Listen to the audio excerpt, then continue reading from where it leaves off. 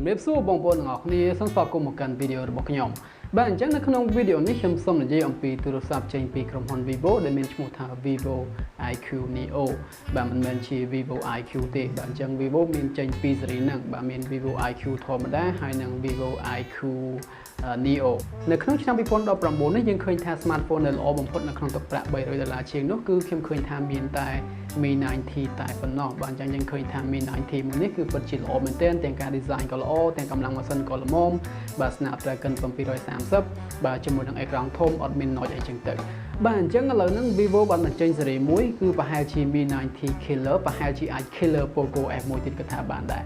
អូខេអញ្ចឹងដូចរាល់ដងអញ្ចឹងដំបូងយើងមើលទៅលើអេក្រង់របស់ Vivo IQOO Neo មួយនេះបាទអញ្ចឹងយើងឃើញថាវាមានទំហំអេក្រង់ហ្នឹងគឺ 6.38 អ៊ីនបាទអញ្ចឹងនឹងថា 6.4 អ៊ីនតែម្ដងទៅជាមួយនឹងបច្ចេកវិទ្យា AMOLED របស់ Samsung ទៀតផងបាទអញ្ចឹងគឺពិតជាល្អមែនទែនយើងបានអេក្រង់ Super AMOLED ប៉ុន្តែវាមាន water drop noise ដើម្បីដាក់កាមេរ៉ាមួយគ្របនៅខាងមុខបាទអញ្ចឹងវាអត់មានគេហៅថា full view display ដូចទៅនឹងគេហៅថា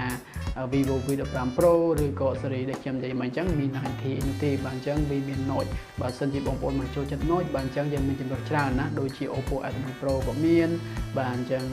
Vivo V15 Pro ក៏មានឬក៏ Xiaomi Mi9T អញ្ចឹងទៅហើយបើសិនជាអាចទៀតយើងខ្វះលុយណាយើងទៅមើលគេហៅថាបាទ Huawei Y9 Prime 2019ក៏ល្អដែរអត់មាន noise ដូចគ្នាចំពោះការ design របស់ Vivo IQOO Neo មួយនេះគឺពិតជាមានលក្ខណៈស្រស់ស្អាតមែនទែនជាទូទៅហើយក្រុមហ៊ុន Vivo គឺ design ទូរស័ព្ទបានស្អាតមែនទែនតាំងពី Vivo V9 ខ្ញុំតែងតែសរសើររហូតកាលពីលើកមុនបាទ Vivo V11 Vivo V15 Pro អញ្ចឹងទៅបាទពិតជាមានលក្ខណៈស្រស់ស្អាតមែនទែនបាទអញ្ចឹងខ្ញុំសូមសរសើរចំពោះការ design របស់វាបាទអញ្ចឹងឥឡូវនេះយើងមើលទៅលើកម្លាំងម៉ាស៊ីនចំណុចនេះហើយបានតែខ្ញុំនិយាយថាវាអាចទៅជា Mi9T ឬក៏ Poco F1 killer បាទអញ្ចឹងយើងឃើញថា smartphone ឥឡូវនេះទើបចេញណា mid range យើងនិយាយថាចំពោះ mid range នៅក្នុងទឹកប្រាក់$300 បាទអញ្ចឹងគឺគេបំពាក់ជាមួយនឹងកម្លាំងម៉ាស៊ីនពពោះ Snapdragon ស៊េរី700 Snapdragon ស៊េរី600អីចឹងទៅអញ្ចឹងចំពោះ Vivo IQOO Neo មួយនេះវាបំពាក់ជាមួយនឹងកម្លាំងម៉ាស៊ីន flagship កាលពីឆ្នាំទៅគឺ Snapdragon 845បាទអញ្ចឹងយើងឃើញថា Snapdragon 845មួយនេះគឺជាកម្លាំងម៉ាស៊ីនដ៏ខ្លាំងកាលពីឆ្នាំ2018បាទអញ្ចឹងឥឡូវនេះគឺឆ្នាំ2019ហើយខខំបានបញ្ចេញកម្លាំងម៉ាស៊ីនចំនួនថ្មីច្រើនប៉ុន្តែយ៉ាងណាក៏ដោយបើសិនជាយើងធៀបជាមួយនឹងកម្លាំងម៉ាស៊ីន mid range ទៅចេញថ្មីនេះបាទអញ្ចឹងយើងឃើញថា Snapdragon 845កាលពីឆ្នាំទៅនៅតែខ្លាំងជាងអញ្ចឹងបើទោះបីជាខ្ញុំធ្លាប់ចេញវីដេអូថាអីគេ Snapdragon 730 CPU ល្អជាង Snapdragon 845មែនប៉ុន្តែជាទូទៅណាសរុបមកទាំង GPU performance ទាំង CPU performance យើងឃើញថា Snapdragon 845នៅតែល្អជាង Snapdragon 730អញ្ចឹងហើយយើងឃើញថាវាមាន RAM ចាប់ពី 6GB ឬក៏ 8GB ជាមួយនឹង memory ក្នុងម៉ាស៊ីន64ឬក៏ 128GB ផងដែរប៉ុន្តែត្រូវចាំថាវាអត់មាន runtime memory ទេបើសិនជាទិញ VA ត្រូវតែទិញគេហៅថា memory ទំហំគេហៅថា 128GB ប៉ុន្តែសម្រាប់ខ្ញុំ64គឺវាគ្រប់គ្រាន់ណាស់ទៅហើយពួកអីខ្ញុំអត់ download game ច្រើនទេពួកអីឥឡូវហ្នឹងយើងមាន Google គេហៅថា cloud service ច្រើនណាស់ណាយើងមាន Google Photo យើងមាន Google Drive អីចឹងទៅយើងមាន Dropbox យើងមាន OneDrive អីចឹងទៅ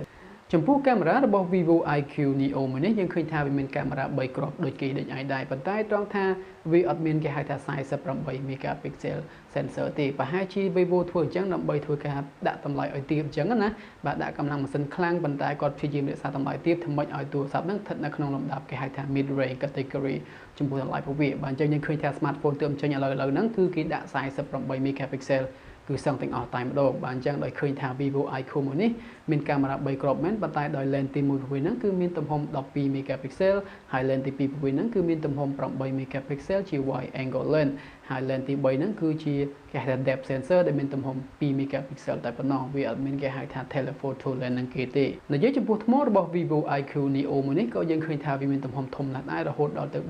4500 mAh ណោះដែលវាធំជាង smartphone mid range ផ្សេងៗដែលទើបតែចេញនៅក្នុងឆ្នាំ2019នេះហើយវាក៏ support ជាមួយនឹងបច្ចេកវិទ្យាសាកលឿនមិនត្រឹមតែប៉ុណ្ណោះទេឥឡូវនេះយើងឃើញថាមាន USB Type C ដែលខ្ញុំតែងតែគេហៅថាត្អូញត្អែដែលខ្ញុំតែងតែដុតទៅកាន់ក្រុមហ៊ុន Vivo និង Oppo បាទអញ្ចឹងឥឡូវហ្នឹង Vivo គាត់បានបញ្ចេញមួយគេហៅថា Vivo IQOO មួយនេះតម្លៃ$300ជាងប៉ុន្តែមាន USB Type C មាន run dot កាស បាទអញ្ចឹងគឺពិតជាល្អមែនទែនខ្ញុំសូមសរសើរ Vivo បានធ្វើបានល្អមែនទែននៅត្រង់ចំណុចនេះណាបាទតម្លៃ$300ជាង Snapdragon 845បងប្អូនរកណាបានណាស្តីគ្នាទៅនឹង Poco F1 អញ្ចឹងបាទប៉ុន្តែវាថ្មីបងប្អូនវាថ្មីជាង Poco F1 អញ្ចឹងវាប្រហែលជាមានលក្ខណៈ improve ជាង Poco F1 អញ្ចឹងហើយបានខ្ញុំនិយាយថាវា Poco F1 killer ឬក៏ Xiaomi Mi9T killer សរុបមកបើសិនជាយើងយក Vivo IQOO Neo នេះទៅធៀបជាមួយនឹង smartphone ផ្សេងៗដែលមានតម្លៃត្រឹម$300ជាងដូចគ្នាអញ្ចឹងខ្ញុំឃើញថា Vivo IQOO នេះប្រហែលជាជម្រើសទី1ល្អបាទអញ្ចឹងដោយសារយើងឃើញថាមានកម្លាំងម៉ាស៊ីនល្អជាងបាទយើងឃើញថាមានទំហំថ្មធំហើយម្យ៉ាងមួយទៀតនោះគឺតម្លៃវាអាចធូរថ្លៃជាង smartphone ផ្សេងៗទៀតផងបាទពិសេសបើសិនជាបងប្អូនធៀបជាមួយនឹង Mi9T ឬក៏ Poco F1 បាទ Poco F1 ឥឡូវហ្នឹងក៏នៅតែ$300ដែរថ្មីណា$300ជាងបាទអញ្ចឹង Xiaomi Mi9T ក៏$300ជាងដែរអញ្ចឹងVivo IQOO Neo នេះនៅថៃតម្លៃប្រវេហ្នឹងគឺត្រឹមតែ$9,999បាតអញ្ចឹងវាល្បាក់ចង់ក្រោម$300ទៀតចំពោះ RAM 6GB និង 64GB memory បាទអញ្ចឹងយើងឃើញថាតម្លៃប៉ុណ្ណឹងហ្នឹងគឺទាបជាងគេហៅថា competitor ទៀតផងអញ្ចឹងបានកម្លាំងម៉ាស៊ីនខ្លាំងបាន design ស្អាតបានអេក្រង់ Super AMOLED បានគេហៅថាទំហំថ្មធំ4500 mAh ហើយឥឡូវហ្នឹងក៏បានគេហៅថាអីគេUSB Type C ដូចនឹងគេដែរបាទអញ្ចឹងគឺជាជម្រើសល្អមែនទែនបើសិនជាបងប្អូនធៀបជាមួយនឹង Mi9T ឬក៏ Poco F1 ឬក៏ smartphone Vivo ផ្សេងៗខ្ញុំគិតថាបងប្អូនគួរតែកលេចមើលទៅលើ Vivo IQOO Neo នេះតែម្ដងទៅបាទអញ្ចឹងវីដេអូនេះខ្ញុំអត់មាន pay អីពី Vivo ទេ Vivo អត់មានអីឲ្យខ្ញុំនិយាយថាខ្ញុំធ្វើចេះធ្វើចោះទេបាទព្រោះអីខ្ញុំអត់សូវមានទំនាក់ទំនងល្អជាមួយ Vivo ទេបាទអញ្ចឹងពីមុនហ្នឹងគឺខ្ញុំធ្លាប់បាន review ទូរស័ព្ទរបស់ Vivo ច្រើនក្រោយមកហ្នឹងខ្ញុំក៏បានគេហៅថាហែកគេនិយាយពីក្រុមហ៊ុន Vivo ថាចេះថាចោះចឹងទៅបាទអញ្ចឹងដំបូងមកខ្ញុំតែងតែសរសើរក្រុមហ៊ុន Vivo ណាខ្ញុំសរសើរមែនទែនចំពោះការ design របស់គាត់ចំពោះការរចនា mode របស់គាត់បាទអញ្ចឹងខ្ញុំចូលចិត្តមែនទែនបាទអញ្ចឹងឥឡូវហ្នឹងក៏នៅតែអញ្ចឹងខ្ញុំនៅតែសរសើរអញ្ចឹងខ្ញុំអត់មានថាខ្ញុំមានបញ្ហាជាមួយ Vivo ហើយទៅជាប្រអាប់ Vivo ថាចេះប្រអាប់ Vivo ថាចោះទេខ្ញុំអត់អញ្ចឹងទេបាទអញ្ចឹងសរុបមកខ្ញុំឃើញថា Vivo IQOO Neo មួយនេះគឺពិតជាល្អមែនទែនបងប្អូនបាទអញ្ចឹងបើសិនជាបងប្អូនយកលុយ$300ជាងសម្រាប់ទិញ smartphone ដើម្បីលេង game នោះបាទអញ្ចឹងគួរតែកលេចមើល Vivo IQOO Neo នេះទៅបាទអញ្ចឹងពេលនេះសូមគិតជម្រាបលាបងប្អូនប៉ុណ្ណឹងសិនបាយបាយ